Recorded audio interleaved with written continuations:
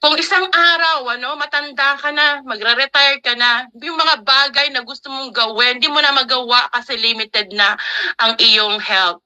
Limited na ang kaya mong gawin. Yung mga bata na mga anak mo, na wala na sa nest mo, no? And you want to spend more time with them, right? And I'm cracking my voice because I am experiencing the same way right now.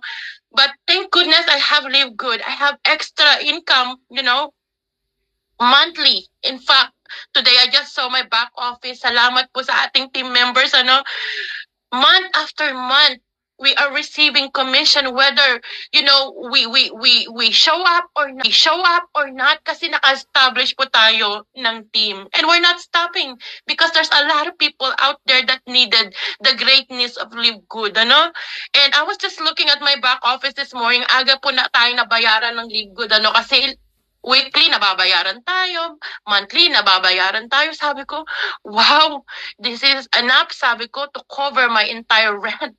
Plus some more, plus my credit card, plus my gas, plus my grocery. Pero hindi ko nakukunin sa regular na sahod ko po bilang teacher. So kung na-inspire ko man po kayo this morning, sana po pag-isipan niyong mabuti. Kung hindi pa niyo nahihiya kayong mag-share ng Live Good, binibigyan natin ng